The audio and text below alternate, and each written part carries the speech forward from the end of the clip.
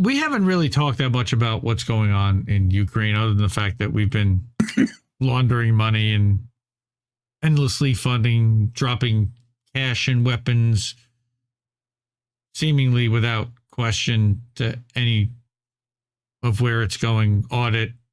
And of course, we're now sending cluster munitions because we're out of regular munitions, which is just awful. And we've got to stop all that. Found a couple articles this week to really showcase kind of where we're at and give us a little bit of an update.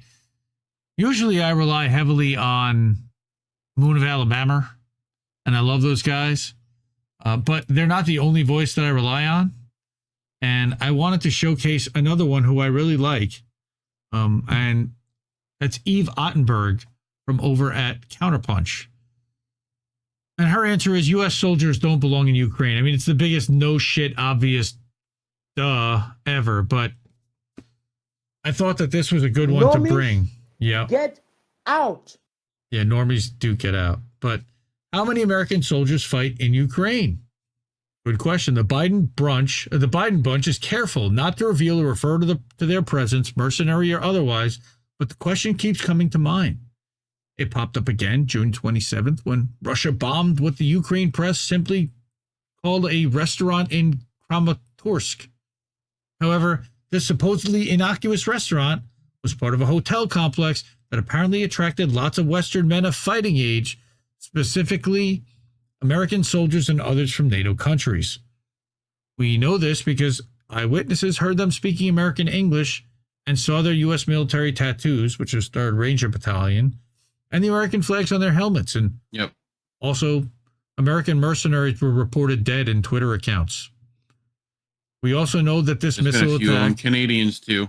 Yep. We also know that this missile attack killed 50 Ukrainian officers and 2 generals, and at least 20 of the Westerners, including Americans, proving yet again that one American soldier in Ukraine is too many. Yeah. Yep. The problem is that we don't know how many U.S. soldiers, to say nothing of American mercenaries, are in Ukraine. The Russian Ministry of Defense estimates that there have been over 900 American mercenaries in Ukraine. And meanwhile, Washington remains mum, clearly guarding its knowledge of this secret for the obvious reason, and not doing so might provoke an open confrontation in Moscow. I think that they've been pushing for that. But since they don't want a nuclear World War III, I debate whether they do or they don't, the White House and Pentagon nurture an intense interest in concealing facts about the U.S. military footprint in Ukraine and their possible encouragement of it. Even if large numbers of American NATO officers were killed there, we, back in the so-called homeland, would doubtless be kept in the dark. And I believe that also happened in March. There was a bunker thing that they had talked about, like a HIMARS attack. Where like loads of our military died, right? NATO generals. And that, well, they reported that, and then there was a question as to whether that was accurate or not. And I don't know what the end up was. Accurate, which there always is. Right, but the scraps of news that we do get indicate that the fighting goes poorly for U.S. troops. This is my 3rd war I fought in. This is by far the worst one, Troy Offenbecker told the Daily Beast on July 1st. You're getting smashed with artillery, tanks. Last week, I had a plane drop a bomb next to us like 300 meters away. It's horrifying shit. The Daily Beast quotes another U.S. soldier, David Bramlett. The worst day in Afghanistan or Iraq is a great day in Ukraine. Regarding recon missions, if 2 of them get injured, there's no helicopter coming to get you. She can go south really, really freaking quickly. In other words, this is a different enemy, a very competent one. And U.S. soldiers in Ukraine, sub rosa, could die in large numbers that people back home could never hear about. This isn't Fallujah, where there's like barely armed like militia that you're fighting, like door to door with actual like people with guns. No, this is the Red open Army battlefield. Wagner, who they've been fighting. Mm-hmm. Take the case of the March missile attack, like we said on the Lvov. We have no idea if the rumors swirling around this assault, rumors of hundreds of NATO dead, including Americans, were true or not. Insofar as they mention this alleged catastrophe at all, U.S. press outlets hasten to impugn these reports' veracity. So this attack received little to zero Western coverage. Proud to say that we did, though. Savvy observers, like Moon of Alabama, steered clear of it, presumably because the fog of war was just too thick. However, a regular commentator on that site, Oblomovka Daydream, did post an account on the Moon of Alabama open thread on April 15th. It's worth a look for its elsewhere unreported details, but caveat lector, little is known about this person's track record, Oblomovka Daydream's track record. But if Moon of Alabama is half the battle. Well, that's true. But if Moon of Alabama did not want to report on it, that leads me to believe that fog of war can't confirm. Well, I mean, it's. I'm sure it's still right. Yeah.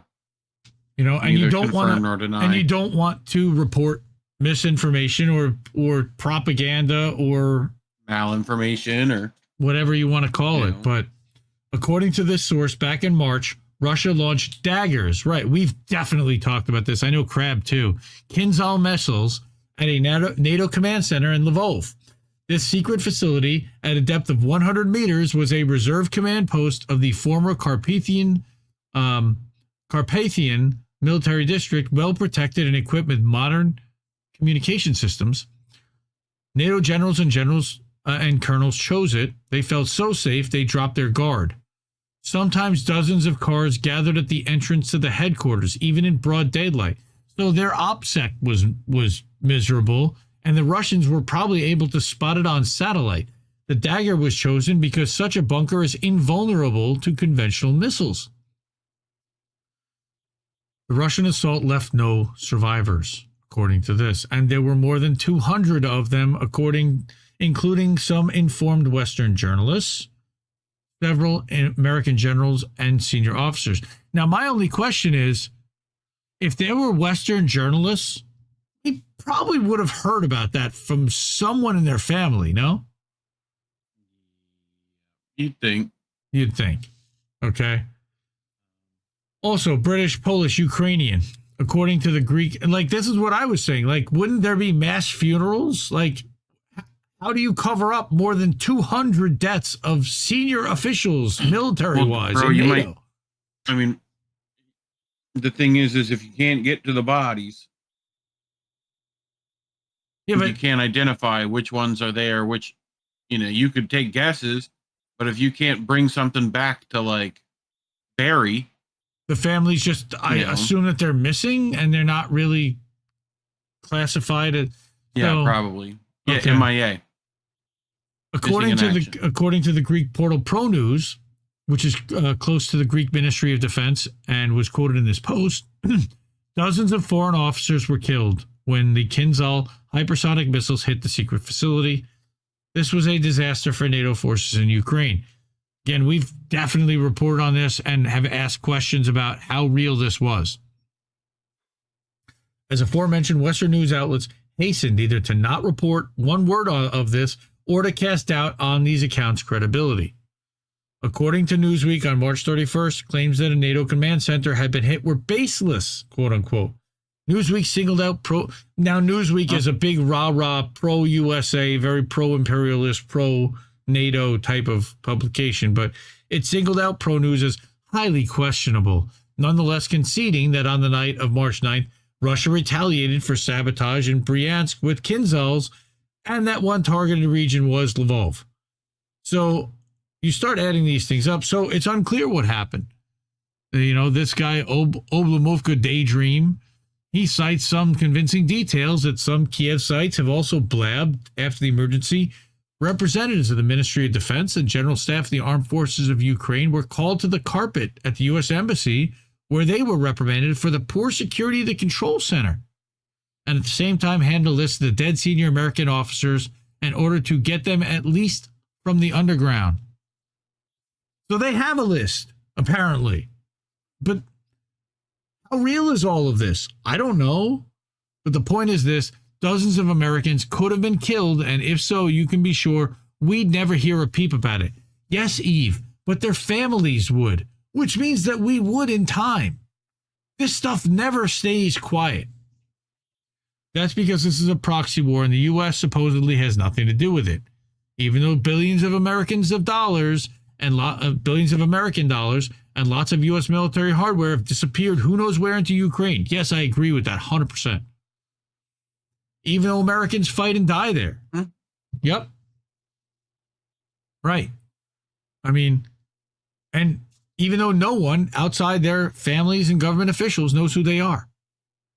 Well, sadly, that's the job. That's what they sign up for. That, it's turn in your dog tags. They've convinced some, which I hope some of these, and there's a whole culture about like, getting all your gear and making sure, it's become a career for like expats, for vets and stuff like that to become these mercenaries. Yep. Some of there's celebrity ones that like go over there and, they make 3 times what they make 3 to 10 times what they made. They make 3 to 10 times what they made in the military doing that privately. Yeah. Never doubt that Americans have been in Ukraine since the start of this war. That's what Eve says. Reports surfaced on Twitter July 9th, quoting an Azov commander Volin to Turkish media that the U.S. and Russia arranged the Azov surrender at Azovstal last year in exchange for the withdrawal of several high-ranking U.S. officers from the facility. But Malcolm Nance, he was there. No, he was in Poland. No. He never actually went to Ukraine. Come on, we already learned that. Malcolm Nance, right? But that's really funny. But the high-ranking U.S. officers, indeed, there were rumors of Americans at Azovstal at the time. This Turkish interview would appear to confirm them. Far from objecting, many Americans would support this, which is gross. But then again, many Americans discount the threat of nuclear war with Russia, something no sane person wants to gamble with. Because again, propaganda is thick. We are Russians. We don't fucking lose, blядь. Blядь, yes. Okay. All of which adds up yet again to the argument that Washington should retract its clause and try to bargain. Yes. Well, Wolverine? Moscow. Well, that would be good. Moscow has said it will strike command centers. Trying to get on that new Daredevil or Daredevil. New what's that? Deadpool. New Deadpool movie they're trying to advertise. I think they actually suspended filming on new Deadpool movie because of the the actor strike. SAG-AFTRA. Yeah, SAG strike. Solidarity with the actors, and by the way, they were all over the place this week. I know you guys did some stuff with Tara. I know you talked about it yesterday or Friday. But to finish this off, all of which adds up to the argument that Washington should retract its clause and try to bargain.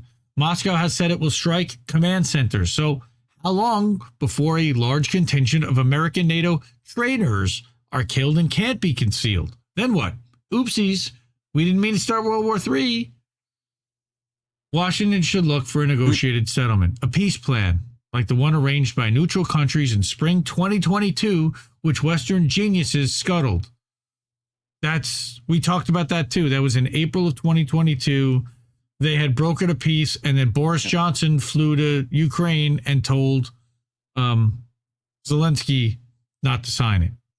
Washington could swallow its pride and follow up on the Chinese peace proposal, which they won't. China. Right. If there was the slightest concern for human life, bigwigs in the imperial capital would do so. One can only conclude there is not. And again, that's Eve Ottenberg. She's a novelist, journalist over at Counterpunch. That's only one of 2 stories out of Counterpunch I saw. It's funny. I used to love Counterpunch, and then they got a little shit-libby. Jeffrey St. Clair, I think he's one of the guys that runs that place over there, and COVID, I think, broke them. And the other thing was they started flooding and publishing a ton of material. I mean, just a ton of articles. And it overwhelmed, and I couldn't anymore. So I But I did catch this one from Radhika Desai, which is talking about that why the Ukraine conflict will unravel NATO and Biden. Well, I don't think that's much of a surprise to anybody here. But proxy war on Russia is the centerpiece of Biden's foreign policy of uniting the world's democracies against autocracies, particularly China and Russia. Oh, my God. He boasts repeatedly of uniting We're not U.S. doing well. Right. Let me call the Russians to help. Well, we got new stuff this week, huh? All right. Well, I've had that.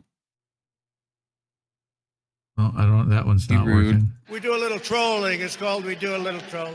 Don't be rude. I heard it. Oh, you heard it. Okay. Well, that's good. I didn't hear it. Well, I don't know. I don't know about this one, but like a spider monkey. Well, we got some Better Ricky. not. We got some Ricky Bobby sounds this week, so that's too bad. Anyway, discordant strains were amply discussed in the run-up to this summit at Vilnius. Discord. Discordant. Yeah, and we're not sowing discord over here, but we're talking about discordant strains. But NATO's disunity bubbled over. We know this, though not for the reasons discussed in the press. The real reasons are rooted in the developments that threaten to unravel not only Biden's strategy, but also NATO. And I think a big part of this is BRICS, right? While the leaders of Australia, Japan, New Zealand, South Korea attended the summit for the second year, while the final communique, reiterated NATO's security concerns about the systemic challenges posed by the PRC to Euro-Atlantic security. God, that's so... Discordant strain sounds like a new thing my reefer man's bringing me. You know? A little discordant strain, you know? I like it. Shared awareness, enhancing resilience, preparedness, and protecting against... And everybody just looked at their Discord to see if they got a DM. Thanks, Reef. Yeah, you're welcome. President Macron led a not inconsiderable opposition to establishing a permanent NATO presence in the East Asian region with an office in Tokyo. I wonder if that had anything to do with his conversation earlier this year with President Xi, or his request to have France join the BRICS alignment. Dude, Xi lit him up. Woo! Xi lit him up during that. Woo! Though Finnish membership was approved. With great soundboard comes great responsibility. What? President Erdogan. Finnish membership? President Erdogan opposed Sweden membership until Biden offered him not only F-16s, but also an IMF loan from aboard Air Force One. Like literally making the deal at the last minute. Let's see. You hearing that? Shake and bake. No, nobody's hearing that? Yes. Oh, well. Okay. I don't hear heard it. I'm not hearing my sounds. That sucks. Anyway. Yeah, he went shake and bake. So, most spectacularly, while members once again promised to increase defense expenditure and production, while the alliance made various commitments to supporting Ukraine in its war with Russia, not only did the clamor to induct Ukraine in NATO fail, but NATO proved unwilling to even commit to a timetable for entry. Good. Zelensky called this absurd, and the U.S. administration called him ungrateful in return. And there were some incredible photos that came out, and some doctored photos of President Zelensky standing there looking very much like mini-me. That was a funny one. The one that I thought that was great was he's standing there in a UPS brown uniform holding packages, looking very despondent. You guys covered that with Joe Nice, right? I think we did. Yeah, we covered a bit of it. Yep. Yep. Though this series spat ended in Zelensky's expressions of gratitude, a sense of foreboding could not be avoided. Atlanticist commentators, I don't even know what that means, still worried about the prospect of disengagement between the U.S. and Europe in a case of Trump victory or disagreements over China, right? However, even these worries don't suspect how close such a disengagement is today, or the reason for it, that Biden is about to lose his military wager in Ukraine. That is bound to end Biden's project of uniting U.S. allies, the closest thing there is to a Biden doctrine. Yeah, Bidenomics not doing so well. Biden doctrine not doing so well. Biden everything not doing so well. Especially Biden laptop. Come on, man. Yeah. Fuck you, Joe Biden. Let's go, Brandon. Come on, man. Give me a little break here. NATO unity has got more difficult as U.S. power has declined. Of course, they can't strong-arm everybody else. In recent decades, its chief glue has been U.S. military power. But if it too ceases to bind, as is clear from the string of military failures culminating in the humiliating exit from Afghanistan and the self-sacrifice that Biden's demanded, and some extent received from the Europeans on Ukraine, it's the dime on which the future of U.S. leadership over what remains of its allies and its chief instrument, NATO, will turn. It's not boding well for NATO and UK and Five Eyes and North America and weak ties that bind. All right, Article 5. How dare you? Yeah, there's our vaunted Article 5. All right, the much vaunted Article 5 may state famously that an armed attack against one shall be considered an attack against all. However, if you think this obliges all members to rush to the defense of attacked members with all they've got, think again. The article specifies further that each ally will assist by taking forthwith such action as it deems necessary, emphasis added. So allied solidarity turns out to be a movable feast, meaning only what each member country deems necessary. Totally movable goalposts. I mean, there is no set definition as to what they would do if there's an attack on a NATO country. Well, there was a non-NATO country. Okay, let me pause here for 1 second, because a non-NATO country, Ukraine, attacked the pipeline and resources of a NATO country, Germany, several NATO countries, Germany, Switzerland, France. No, dude, it was one lone boot. One lone sentient boot. Das Boot. Blew it up. Yes. I thought you figured this out. But yet, I don't know. So anyway, if you're shocked, consider that the U.S. aided Europe during the two world wars in more or less a commercial basis, vastly increasing its economic and financial clout at the expense of allies. Ruinously for them, it demanded repayment of its war loans after the First World War, and equally ruinously demanded policy alignment after Second. Right, so Europe can thank its stars that the critical aid and sacrifices of Soviet and Chinese forces ensured victory in the Second World War, and that the alleged threat of an imminent Soviet attack on Western Europe was little more than a figment of the very hysterical U.S. imagination that's kept its military-industrial complex in such fine fettle down the decades. So Radhika Desai, don't take a dump, son, without a plan. Well, that's true. So Radhika Desai, she works with Benjamin Norton over at Geopolitical Economy Report. She wrote this article up. So what does the U.S. want from NATO? Well, Can what you say we that want. 5 times fast? Geopolitical Economy Report. The name. No. Faster. No. A little faster. Nope. A little faster. Nope. So, long and hard as U.S. leaders wish to dominate a capitalist world, unfortunately, history gave them the opportunity to attempt it just when such domination had become impossible. With the rise of Germany, the U.S. itself, and Japan, the capitalist world had already become multipolar by the early 20th century, and that no single power could dominate it.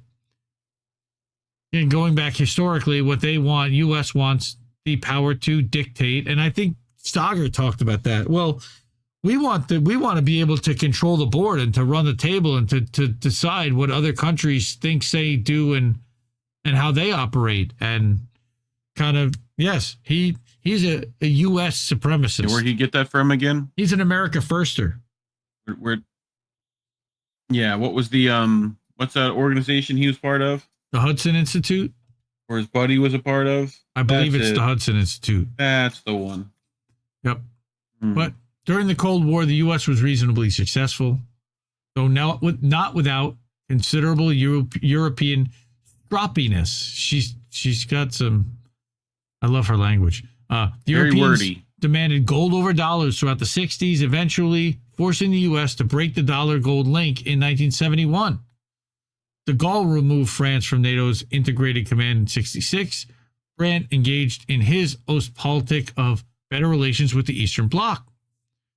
Though many think inter-imperialist rivalry died after the Second World War, it seems to live on in such European behavior. But this is all like old history stuff. Why the U.S. can't get it? Because no mere realist assertion, right? We're not able to achieve this dominance that we think that we're going. 4 decades of neoliberalism found the latter productively emaciated and more reliant on predatory and speculative finance than ever. All right. I didn't realize this thing was so long. Here we go. Why defeating Ukraine will unravel NATO and Biden. It's that both prongs of Biden's strategy, sanctions and military action by proxy, were, as it now is clear, delusional. The first, famously expecting to reduce the ruble to rubble, and push the Russian economy back to the Stone Age, has become a manifest failure by the end of 2022, if not earlier. Can't really much argue that. As for the second, despite the billions in military assistance, despite exhausting Western weapons stockpiles, say that 5 times fast, Reef. English, motherfucker. Despite Do discovering you speak it? the quantitative and qualitative limits to Western weapons production, there it is again, Western weapons production, Western weapons. Yep. Capacities notwithstanding astronomically expensive military industrial complexes, despite ever more deadly weapons now including cluster bombs, despite reliance on neo-Nazi battalions, despite U.S. and Ukrainian willingness to incur macabre levels of Ukrainian and mercenary casualties, it has been clear for some time that Ukraine is losing and has no prospect of winning.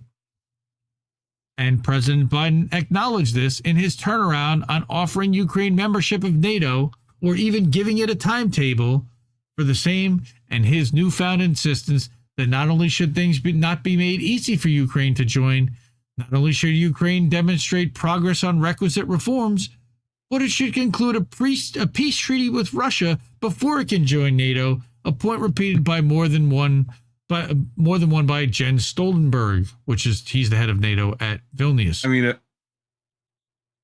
a priest treaty would be really interesting. I do agree. Did I say a priest treaty? English, motherfucker, do you speak it? Sometimes. A priest treaty, which is great. No, that's great. There's some dudes in robes. There's some incense. A peace treaty and a priest treaty, both. But that's a lot of words. This is the Biden administration's off-ramp on the Ukraine conflict, right? One that he needs. He also needs thanks to the unpopularity of the word home amid an election campaign about to go into full swing. Not do into full swing. Yep. In the face of this military defeat, patching up no other differences in NATO will matter. The U.S. only has military might to offer allies, so Biden's impending military failure in Ukraine is likely to prove the ineffective undoing of NATO. If the U.S. cannot ensure military victory, its utility to Europe can only be limited. Well, now what they can do is, look, Nord Stream is destroyed. Where else are you going to get your gas, folks? Right? If Biden, if Biden's strategies failed in this intermediate Russian stage, it can hardly go into this onto its final Chinese one, and they're going to anyway, and with or without Biden, because it was never really Biden at the helm to begin with, and we kind of knew that also. So we depleted we've depleted our stocks. We've spent billions of dollars, and yet Russia is still pounding Ukraine with artillery daily. And it's just absorbing tons of resources that doesn't need to.